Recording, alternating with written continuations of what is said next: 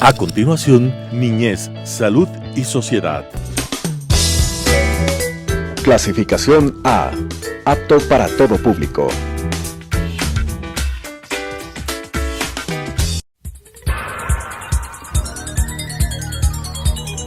Las opiniones vertidas en este espacio por la producción y dirección del programa son de exclusiva responsabilidad de sus autores y de quienes intervienen en ellos. Telesucesos Canal 29 UHF presenta Niñez, Salud y Sociedad, un programa que trata sobre los cuidados iniciales, el crecimiento y el desarrollo de los niños. El buen vivir de la infancia es el futuro de la patria. Con la conducción del doctor Gabriel Ordóñez. Niñez, Salud y Sociedad. Con un atento saludo iniciamos este programa con un invitado muy especial con el que vamos a hacer honor al nombre de Niñez, Salud y Sociedad, puesto que esta vez vamos a abordar un tema que tiene que ver con el desarrollo de las personas, pero no estrictamente con la medicina. Se trata del licenciado Sebastián Oña Álava, quien ha estudiado la literatura en profundidad y actualmente es un candidato a obtener su magíster y su doctorado por la Universidad de Buenos Aires en estudios de literatura de Latinoamérica y de otras partes del globo terrestre. Con este caballero vamos a abordar el tema que es el de jóvenes y literatura durante la pandemia. En este tiempo en que tenemos una gran actividad en las redes sociales, han pasado muchas cosas con la literatura, han pasado muchas cosas con el lenguaje, han pasado muchas cosas con la comunicación. Y Sebastián es experto en estas cosas y vamos a empezar la charla con él preguntándole qué hacían los jóvenes antes de la pandemia en materia de literatura, en materia de lecturas, en materia de contacto con estas ciencias humanas. Sí, bueno, te agradezco por invitarme. Creo que hay que hacer como un primer énfasis en la enseñanza de la literatura desde los lugares en los que se enseña, que son el colegio y la escuela, ¿no? Habría que especificar qué se está enseñando y desde dónde, ¿no? Yo recuerdo por los años de juventud textos de mucha formación, textos clásicos que yo estudié, como el Demian de Germán Hesse, la Metamorfosis de Kafka, que dan cuenta de un periodo, de una intimidad, de un sujeto que se ve fuera del mundo, ¿no? Que es la adolescencia, la juventud, ¿no? Una forma de estar entre dos mundos, atrapando entre la niñez y la adultez, ¿no? Leyendo, por ejemplo, unas ideas que tiene Calvino sobre los clásicos, él dice que los textos de la juventud son los que se van a convertir en los clásicos, ¿no? Son los que uno va a volver a leer. Estos primeros textos son a los que uno vuelve todo el tiempo a leerlos. Ahora, volviendo al tema que te digo de cómo se enseñan estos temas, siempre como dos líneas, ¿no? Los textos universales clásicos y los textos nacionales, ¿no? Nuestros propios clásicos, cómo volvemos a ellos. Yo creo que es un gran momento, y dadas las formas en que se está enseñando ahora, ¿no es cierto? Que es a través de cámaras, que es a través de distancia, que es algo que no se había hecho antes. Es como que la pandemia trajo esta forma de innovar tecnológicamente, nuevas formas de enseñanza. Podría ser una buena forma de ver desde dónde se enseña la literatura. Yo te estoy hablando de tanto mi experiencia personal como alumno y como profesor, qué no se tiene, con qué formas no se llega a la literatura. Uno no llega a enseñar literatura a alguien obligándole a leer El Quijote a los 13, 14 años. Es un clásico, a mi forma de ver, uno de los textos más exquisitos que uno puede encontrar, pero tiene que llegar con cierta adultez para disfrutarlo. hay ciertas literaturas que se han ido quedando en el canon y que los jóvenes ya no tienen acceso a ello. ¿Por qué? Porque los textos clásicos, siguiendo las ideas de un filósofo alemán, se llama Walter Benjamin, trataban de dar cuenta de una experiencia. Uno se ponía alrededor de la persona que narraba, generalmente era el más anciano de la tribu, el tipo que más había vivido, que iba a dar cuenta de su conocimiento a los jóvenes, y a través de su narración daba cuenta de una experiencia que los otros iba a servir. Uno ha quedado un poco relegado en la historia de que se enseña a través de eso, ¿no es cierto? A principio de entre guerras hacia el siglo XXI ya se ha ido perdiendo esa idea de la transmisión de experiencia. Benjamin lo que dice es, después de la guerra ya no era posible transmitir esa experiencia. El soldado venía ya con unas experiencias totalmente traumáticas de las que ya no podía dar cuenta.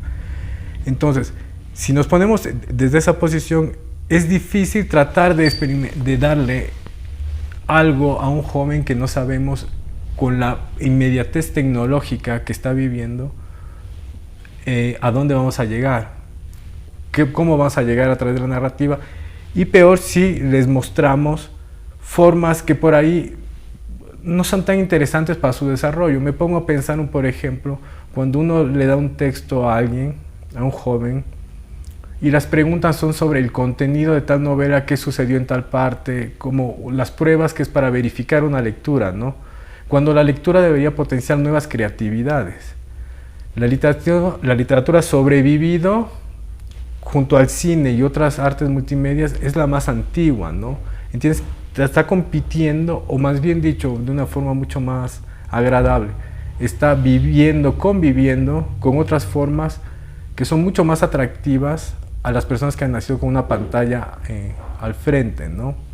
Entonces, lo que antes era para la juventud y sobre todo para la niñez, ¿no? Que es un niño, lo que quiere saber en un cuento es la serie de peripecias que le va a pasar a un personaje. Por eso los cuentos clásicos han sobrevivido a través del tiempo. Es una historia de peripecias de las que va surgiendo algo. Eso está compitiendo ahora con algo que es la imagen en una pantalla y que es inmediata. La recepción es inmediata, no hay este vínculo con la lengua. Entonces, ¿cómo podemos acercarnos a la literatura?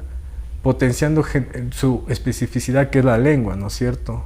La especificidad de lo literario es la lengua. Entonces, desde ahí tendríamos que potenciar qué me dice la literatura que yo no encuentro en otras partes, ¿no? Qué formas de expresión son únicas de ese fenómeno que es la literatura, ¿no es cierto?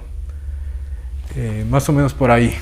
¿Me recuerdas con esta introducción mis pasos por la escuela y por el colegio? En la escuela yo tuve un par de profesores muy interesantes que al terminar el tercero y el cuarto grado ya me obsequiaron libros. El uno me obsequió El corazón de Edmundo de Amicis y el otro me regaló el libro de los hijos del Capitán Grant.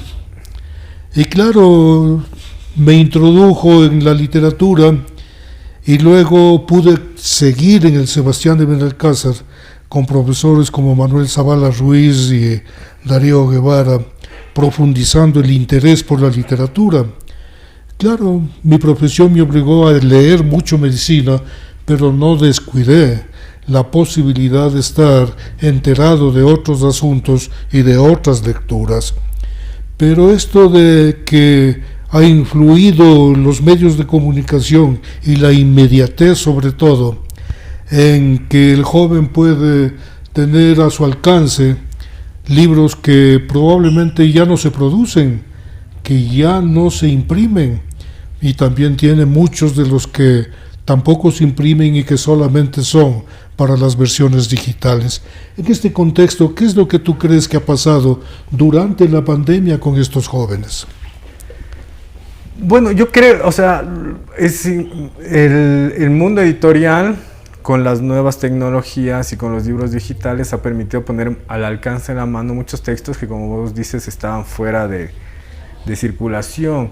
Bastante sorprendente a la vez y no, es que muchos textos de la peste han vuelto a ser bestsellers, ¿no? Está el libro de Camus, muy famoso, y hay un texto que estuvo mucho tiempo olvidado, que es uno de Swift, de La peste, que otra vez está entre los libros vendidos, ¿no? Entonces hay una temática que ha generado volver esos textos, ¿no? Pero al mismo tiempo la inmediatez de los textos, una lectura, yo diría que para poner en actualidad un tema tan complejo se necesita de tiempo, ¿no? La literatura es un arte del tiempo, ¿no? Y quiero volver a esto que te dije antes, porque dije narrativa. Generalmente la narrativa es la que ha destacado, ¿no? La novela, desde el final del siglo XIX, es lo que nosotros entendemos poco por literatura, si hablamos en común, es la novela, ¿no? La poesía tiene otros caminos. La poesía recorre otros caminos y se los enseña de otra forma. Yo me estoy hablando un poco de la narrativa. La narrativa necesita de tiempo y de tiempo para dar cuenta de una experiencia del que escribe, una experiencia sobre lo que se escribe. Ahí nuevamente viene una contradicción, ¿no? ¿Cómo nos queremos poner en búsquedas bibliográficas a la altura de lo que estamos viviendo cuando es una novedad, ¿no? Eso me parece muy interesante, ¿no? ¿Por qué volvemos a un autor francés existencialista para dar cuenta de estos días, ¿no? Entonces, esa potencialidad, ¿no? Estamos viendo al pasado, queremos ir a dar cuenta de una experiencia anterior para ver cómo vivimos estos días, ¿no? Cómo los jóvenes viven estos días, ¿no? Me imagino que es una novela que se potenció así en todos los grupos lectores, ¿no? Y La peste de Camus, o está el libro de Thomas Mann, La muerte en Venecia, son libros que dan cuenta de la singularidad de la existencia del ser humano y de la obra de arte, ¿no? Y de cómo se entiende el arte, la literatura, la música en la obra de Mann, pero donde la peste o lo fatídico es una cuestión contextual, ¿no? Lo contextual, lo que estamos viviendo ahora, la pandemia, la muerte, ¿no? La muerte, que es lo que nos cerca a todos, nos potencia más como seres humanos, ¿no? ¿Cuál es la especificidad de entendernos como seres humanos, ¿no? Sería, no sé, lo que daría La peste de Camus, por ejemplo. ¿Por qué hay siempre un testigo, ¿no? Siempre hay uno que narra todo, que es el doctor, ¿no? Que está al cuenta de todo, ¿no? Y dando cuenta de una reflexión humana, ¿no?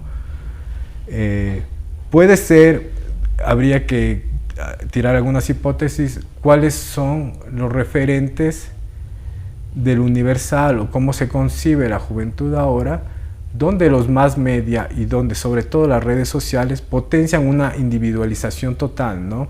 Entonces lo que están diciendo el Instagram o el YouTube, los jóvenes que quieren ser youtubers o instagramers, ponen su ser como por delante de todo, ¿no es cierto? ¿Qué reflexión te lleva a esto en una época de pandemia, ¿no? Donde la calificación es tomarte una foto y obtener likes, ¿no? Quiero decir, es el camino contrario al que plantea la literatura, que se construyen desde la narrativa con el tiempo, o en todo caso, ¿cuál sería el balance entre los dos mundos, ¿no? ¿Cómo puedo conjugar ambos, ¿no? De ahí podemos hablar un poco también de eso. Sí, mira, que es tan interesante lo que estás mencionando, que quisiera preguntarte, ¿qué es lo que te parece del influjo que tienen los medios de comunicación, las redes sociales, la internet, en los cambios que experimentan los jóvenes en torno al manejo de su propio lenguaje, de su propia ortografía y de su propio deseo de experimentar contextos que probablemente nosotros no los conocimos antes? Sí,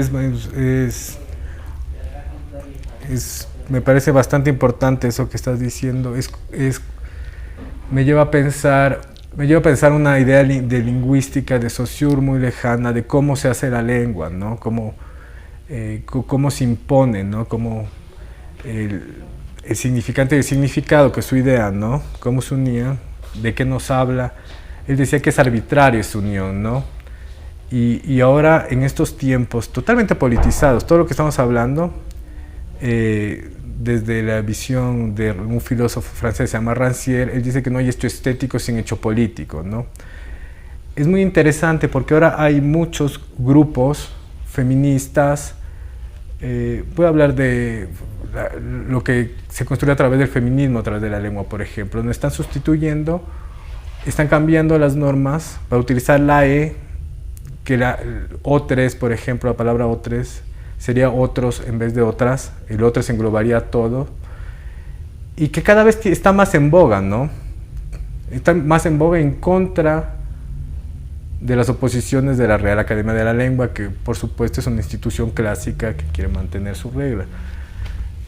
A pesar de lo que pensamos, cada vez tiene más influencia y cada vez está más presente en el lenguaje que se circula fuera de los medios académicos, ¿no? Entonces, cuando uno está en las redes sociales y esa persona es un militante feminista o animalista o especista o un vegano, utiliza su lenguaje, un lenguaje que ya no es el que lo hubieran calificado correctamente en las instituciones académicas, por esa misma imposición de uno a través de este es mi espacio, esta es mi red, este es mi mass media, lo hace permisible, ¿no? Eso influye directamente en la literatura, ¿no? La literatura es algo que se construye fuera de los cánones académicos, de las normas, ¿no? Incluso fuera de las instituciones que estudian la literatura, ¿no? La literatura como lengua, como lenguaje, desborda, y tiene que desbordar, ese es su sentido, todas las estructuras que tratan de fijarlo como algo, porque es una cuestión que está viva, ¿no? Está viva y da cuenta, y tiene que dar cuenta por lo menos, de las particularidades de las personas que lo hablan. Vuelvo al ejemplo del Quijote, por eso yo lo disfruto muchísimo, pero a mí me costó unas 3 entradas llegar al Quijote para poder disfrutarlo como tenía que disfrutarlo, ¿no? Primero porque la primera vez que me acerqué ni siquiera tenía una edición con notas al pie, ¿no? Entonces, si uno se me remonta a un español de hace 3 siglos, es como casi imposible disfrutarlo cuando uno tiene al lado una novela de aventuras, ¿no? Un policial, ¿no? Entonces, volviendo a eso, si yo soy joven y si eso va a formar, sí quiero aproximarme a textos que me den cuenta más de mi situación en el mundo, ¿no? Yo me voy a poner como ejemplo de lo que yo leí, tú me contaste lo que tú habías leído. Yo, por ejemplo, leí muy temprano Onetti, y eso a mí me hizo un mundo. Y eso me hizo un mundo que me calzaba mucho a las preocupaciones adolescentes que yo tenía. Después, a dónde me llevaron esas derivas, bueno, es otra historia, ¿no? Porque creo que uno, y es una de las premisas que yo tengo, siempre va a encontrar su literatura, ¿ya? No hay persona a la que no le guste la literatura, quiero decir. Hay personas que no saben cómo llegar y no saben que existe. Hay amigos míos a los que prefieren Bukowski, pero cuando yo tenía que elegir textos para mi abuela, le daba los clásicos decimonónicos, que lea Tolstoy, que lea Flaubert, porque Bukowski le iba a parecer muy repugnante, muy fuera de sus construcciones morales. Pero en Ana Karenina era imposible que no encuentre algo que le calce a su percepción del mundo, ¿no? Entonces, hay un libro para cada persona, eso es así. No conozco a nadie que no pueda llegar a un libro. El problema es cómo, ¿no? Me fui un poco por las ramas, pero para hablar de la tecnología. Sí, pero bien interesante porque has hablado del tema del lenguaje y quisiera matizarlo un poco más, porque cuando mencionaste el Quijote, la revisión que han hecho expertos reconocen que Miguel de Cervantes Saavedra manejó más de 20.000 vocablos en su texto.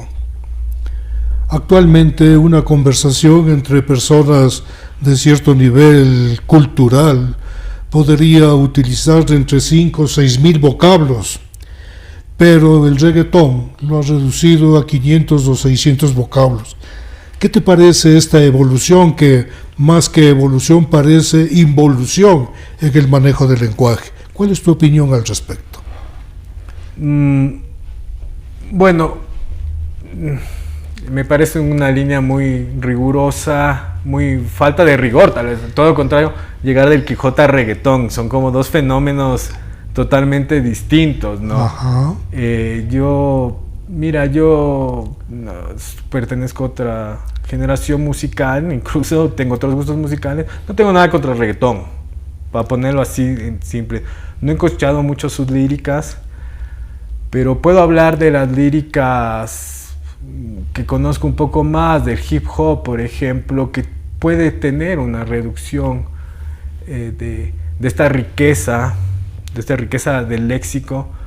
Pero lo importante para mí de cuando personas que no salen precisamente de la academia o de un mundo letrado hacen uso de las palabras, es la forma que tienen de tocar al otro, ¿no? Entonces ahí puede ser que haya grupos de mexicanos, californianos, que con 4 o 5 letras de lo que hay sus vivencias en la calle, en poblaciones abandonadas de California, hacen un éxito para jugar con la idea de la música, ¿no?, que pusiste sobre el tapete. Entonces, yo quiero pensar, yo no tengo ahora mismo grandes ideas sobre el patrimonio humanístico de la literatura, sino que hay que pensar en que los jóvenes se van a apropiar de la cultura como puedan y que hay que valorizar eso y que hay que también saber ver cómo acceden a ellos, ¿no? Porque si no, uno tiende a pensar desde una perspectiva conservadora que todo tiempo pasado fue mejor, ¿no? Entonces yo estoy en contra de esa idea, ¿no?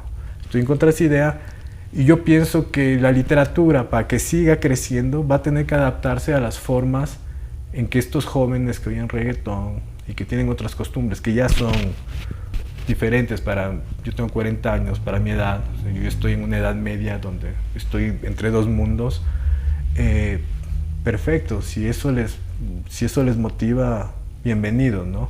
Lo que pasa es que hay que pasar del reggaetón a una obra literaria, ¿no? Quiero decir, hay cómo, ¿no? Me imagino que yo estoy escribiendo una novela donde hay muchas cosas de mis gustos propios musicales y quiero pensar que un gran poeta o narrador o una gran poeta que escucha el reggaetón va a hacer con eso algo magnífico, ¿no? Hay que pensar qué es lo que tienen, ¿no? Qué es lo que tienen y es el mundo que habitan y el que habitamos nosotros también todavía, aunque nosotros cada vez lo vamos viendo a más distancia, ¿no? Por esta idea de actualidad, ¿no? Que es tecnológica también, ¿no? Es una idea de englobalizar todo. Mira, no es que yo me oponga en realidad al tema del reggaetón, tengo nietos jóvenes y sé que lo disfrutan a plenitud. Lo importante de esto es que logren comunicarse y que logren interiorizar lo que ellos son y puedan comunicar a sus semejantes estas experiencias de ellos, sus sentires y sus pensamientos. No estoy ciertamente en contra de eso, pero me has platicado que estás escribiendo una novela. ¿Cómo podemos hacer para incentivar a nuestros jóvenes que hagan sus escritos, que hagan sus borradores, que intenten comunicar a través de la narrativa sus experiencias? Bueno, lo primero creo yo que hay que hacer, que es como que dejar, ¿no? O sea, una libertad total de que puedan expresar de la forma que quieran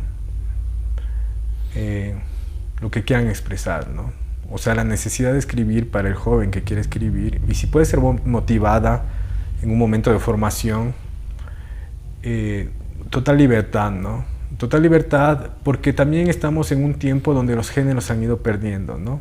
Entonces las novelas ya no cuentan estas peripecias de las que hablaba de Ana Karenina o de Madame Bovary, que Flaubert ya es como alguien que está rompiendo eso. Entonces los géneros han variado mucho, las novelas han variado mucho, la poesía ha variado mucho y cada vez es más difícil decir esto es tal cosa, ¿no? Y que es perfecto porque en algún momento de la enseñanza se enseñaba en tantos versos, con tantas palabras, las rimas, etcétera, o a recitar tales cosas. Entonces es un absurdo, ¿no? Es un absurdo porque es coartar la necesidad de expresar del joven que quiere expresar. Primero, darle la palabra para que se exprese. Después que ellos mismos entiendan desde dónde vienen los géneros, ¿no? Es decir, un poco para que los jóvenes empiecen a transmitir a través de la escritura sus propias experiencias, como que deberían perder el miedo y arriesgarse a comunicarse a través de lo que verdaderamente siente con entera libertad, como lo ha sugerido Sebastián. Hasta una próxima oportunidad. Las opiniones vertidas en este espacio por la producción y dirección del programa son de exclusiva responsabilidad de sus autores y de quienes intervienen en ellos. Telesucesos Canal 29 UHF presentó Niñez, Salud y Sociedad, un programa que trata sobre los cuidados iniciales, el crecimiento y el desarrollo de los niños. El buen vivir de la infancia es el futuro de la patria. Con la conducción del doctor Gabriel Ordóñez. Niñez, Salud y Sociedad.